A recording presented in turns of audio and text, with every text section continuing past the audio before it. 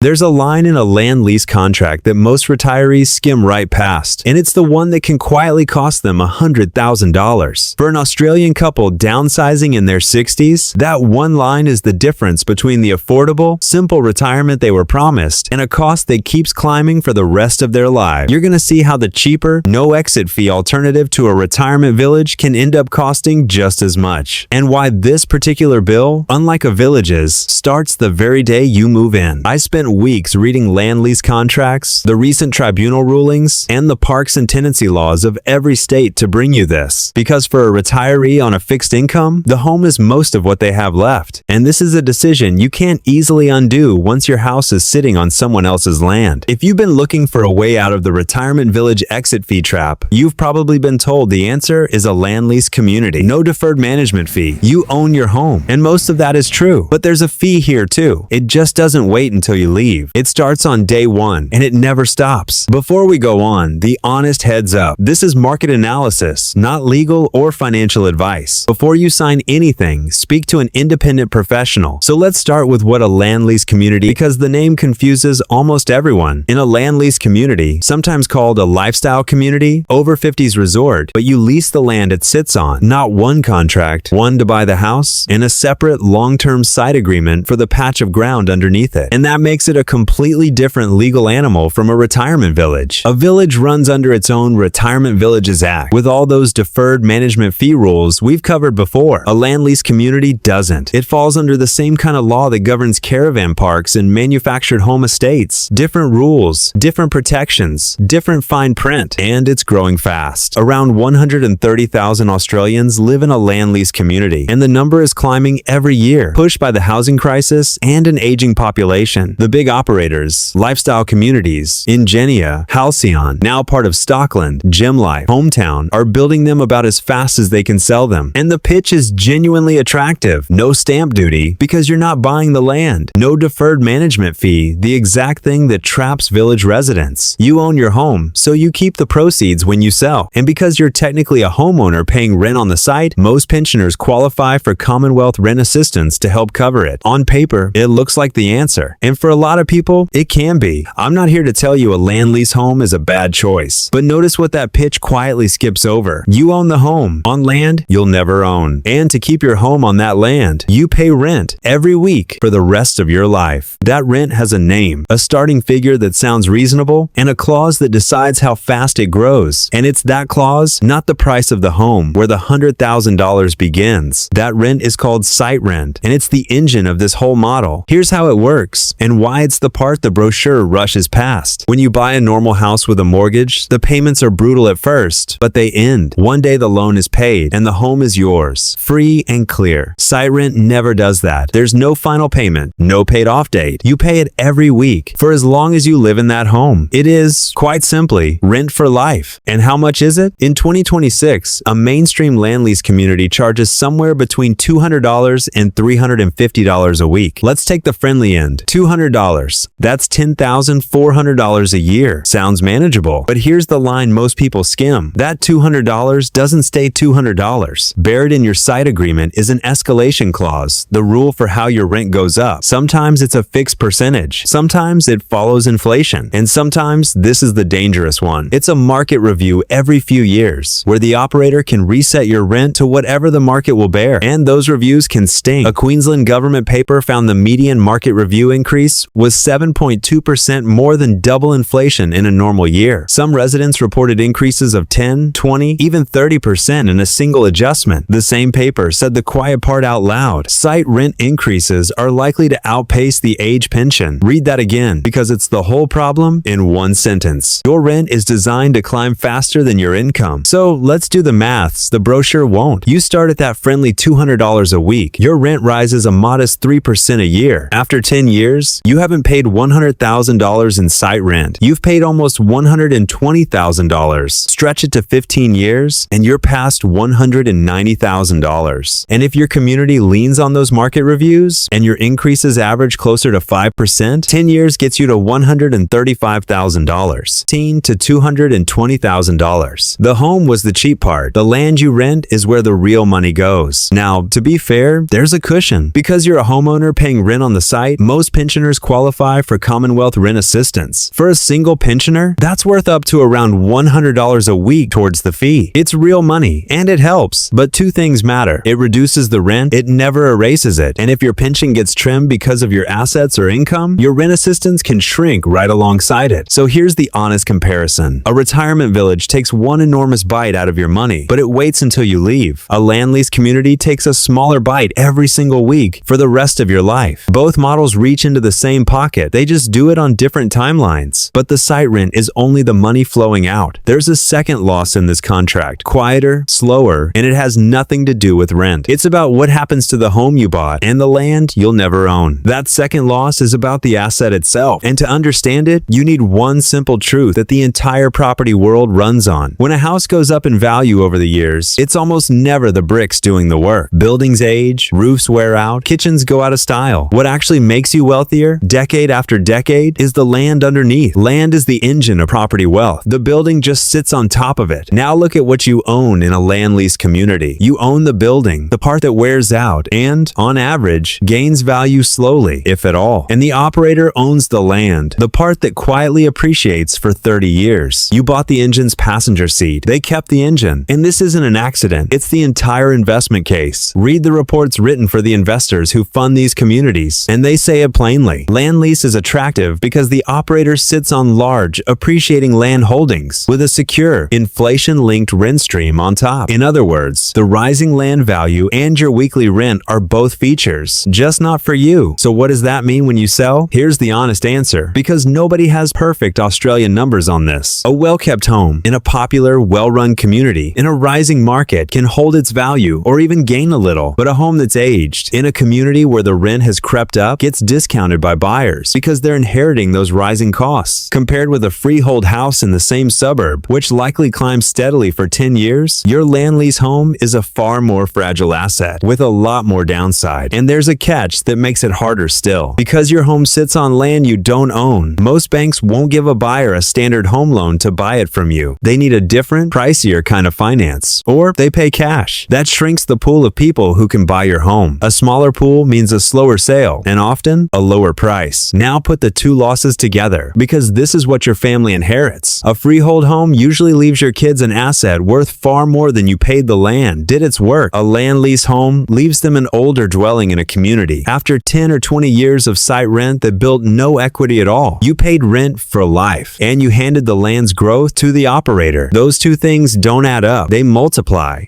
And again, I'll be straight with you. For the first generation, for the lifestyle, the community, the lower entry price, and the cash flow, this can still be a perfectly good trade. Plenty of people would make it again. It's just a weak way to pass wealth down. Go in knowing which one you're buying, a lifestyle or an inheritance. But here's the part that stings the most. Because the one thing this whole model is sold on, no exit fee, no deferred management fee, turns out, in some of these contracts, not to be true at all. And in 2025, a tribunal proved it. The whole reason people choose a land lease community over a retirement village is three little words: no exit fee, no deferred management fee. The thing that traps village residents simply isn't here. That's the promise. And for many communities, it's true, but not all of them. Read the fine print, and you'll find some operators charge a deferred management fee anyway. Hometown Australia's own website warns, in writing, that you may pay exit fees accrued over time, ranging from 25 to 50% of your home's purchase or sale price. And Lifestyle Communities, one of the biggest names in the country, ran a deferred management fee for years, 4% of the sale price every year for the first 5 years, capped at 20%. On a home that sells for $500,000, that's up to $100,000. The exact fee these retirees moved here to escape. But this story has an ending the operators didn't write, because the residents fought back. A group of Lifestyle Communities homeowners took the company to Victoria's tribunal, VCAT, what the press called a retiree uprising. And in July 2025, they won. The tribunal's president, Justice Woodward, found something simple but devastating. Under Victoria's Residential Tenancies Act, the law that governs these communities, an exit fee has to be a precise amount you can calculate the day you sign. But Lifestyle's fee was a percentage of a future sale price that nobody could know yet. So the tribunal ruled the clause void, unlawful, unenforceable.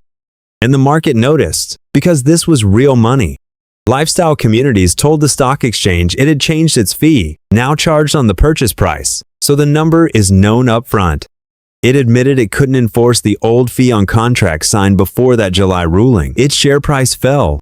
Analysts cut their targets. When a tribunal decision moves a company's share price, you know the fee mattered. But here's the honest limit. This was one state, one operator, one tribunal. It doesn't automatically erase every exit fee in every land lease community across the country. The model is still out there. The fees are still out there. And the ruling only protects you if your contract and your state are actually covered. So let's add it all up, the way the brochure never will. Take a real-world example. You buy your home for $400,000. You live there 10 years.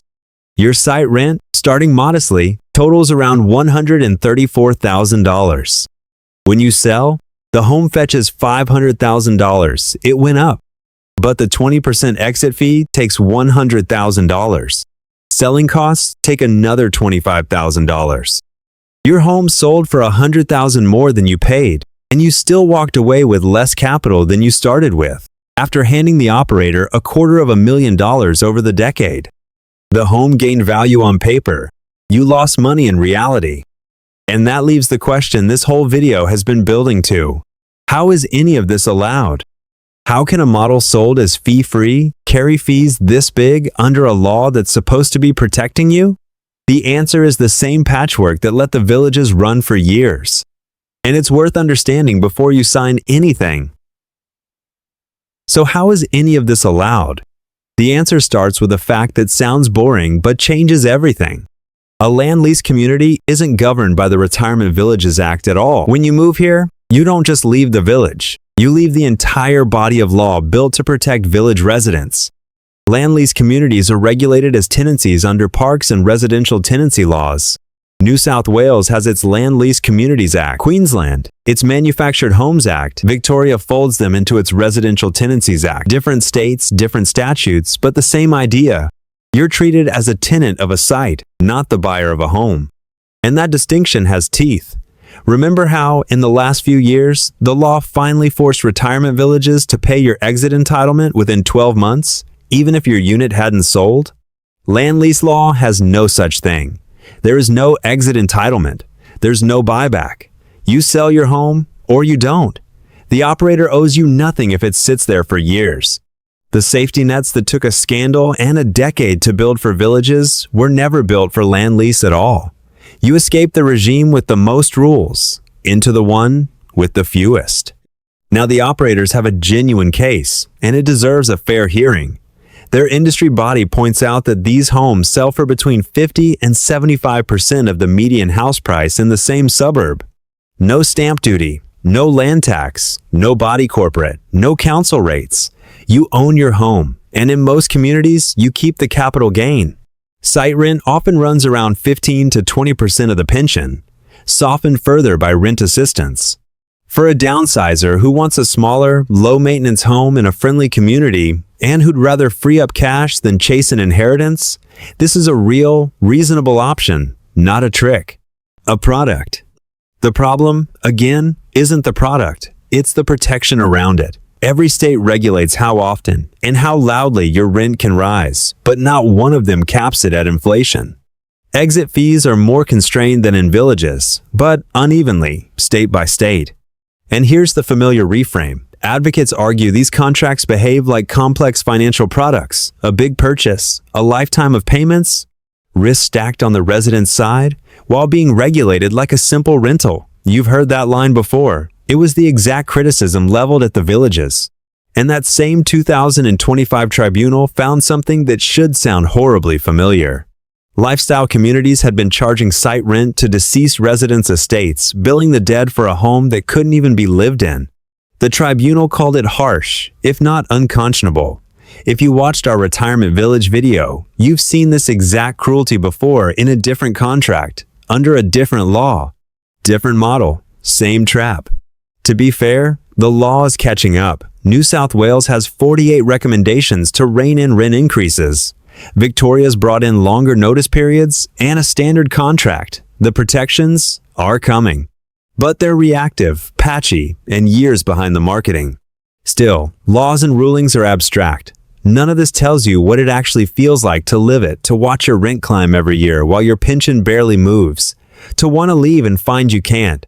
That's where this stops being a contract and becomes a life.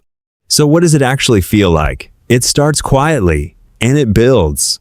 The age pension rises a little each year, slowly, predictably, but your site rent, as we've seen, is built to rise faster. So every single year, the gap widens. A little more of your fixed income goes to the operator. A little less is left for everything else. And everything else isn't luxuries. The Queensland government's own paper found that residents were cutting back on food, on power, on medical expenses just to keep up with the site rent. Picture that. A retiree at the kitchen table deciding whether this quarter's rent increase comes out of the heating or the prescription. This is the affordable lifestyle the brochure sold. And here's the cruelest turn. They can't simply leave, because the same high site rent that's squeezing them is the very thing that scares away buyers.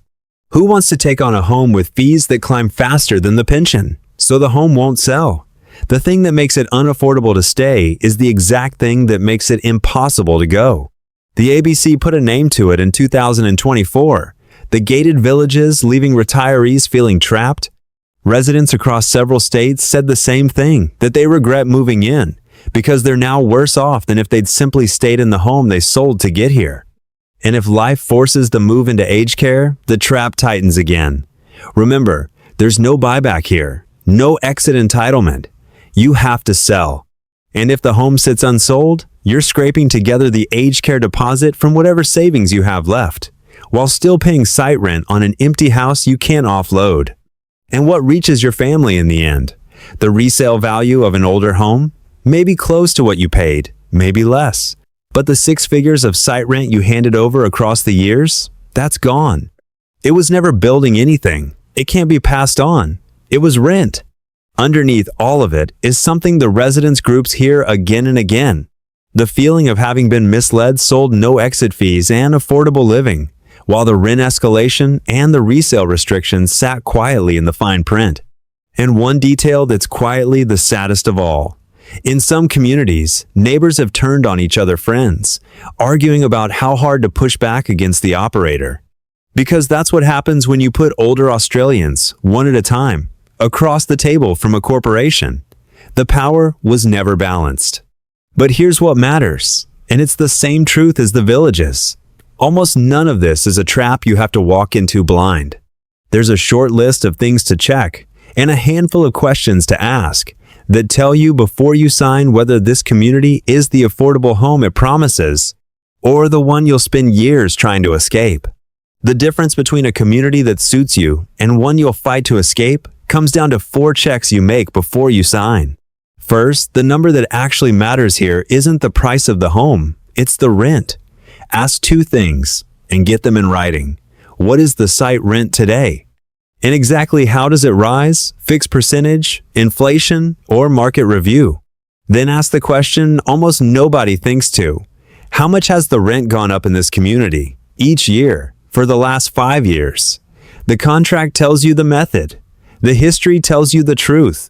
Take that number, grow it over 15 years, and you'll see your real cost long before you sign.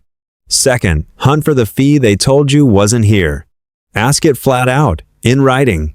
Do you charge any exit fee or deferred management fee, yes or no? And if yes, what's the maximum, in dollars, on a sale? Then ask who controls the sale. Must you use their sales office? Can you choose your own agent and put up your own sign? Those answers decide how much of your money leaves with you. Third, ask the hard question early while you're calm. If I move into aged care, or if I die, does the site rent keep running until the home sells? And can my family rent it out in the meantime? Remember, there's no buyback here, so this clause decides how trapped your capital is at the very moment your family needs it. And fourth, the one that isn't optional. Never sign without an independent lawyer who knows land lease law, not the operator's, yours. The 2025 rulings exist because real clauses were found void and harsh. And before any of it, do the maths yourself, for free. Centerlink's financial information service will walk you through how the rent, your rent assistance, and your pension actually fit together. Use it. A land lease home can be a genuinely good choice, cheaper to get into, a real community, and for many people, exactly the right trade. But know which trade you're making. You're choosing lower cost and lifestyle now, in exchange for a lifetime of rent and an asset that may not grow. Go in with the real 15-year number in front of you, the contract read by someone on your side, and your eyes fully open. The calm you bring to this decision today is what keeps you in control of it tomorrow. And here's the part that decides more than any clause. Whichever path you choose this, a village, downsizing, or staying put, it doesn't just change your housing. It changes your pension, site rent, and rent assistance. The assets test, how your home is counted by Centerlink, get one of those wrong, and a cheaper home can quietly cost you thousands a year in lost pension. That's the half of this decision nobody at the sales office will model for you. We do, figure by figure, on our channel Aussie Senior Finance. The link's right here. It's the other half of the same choice.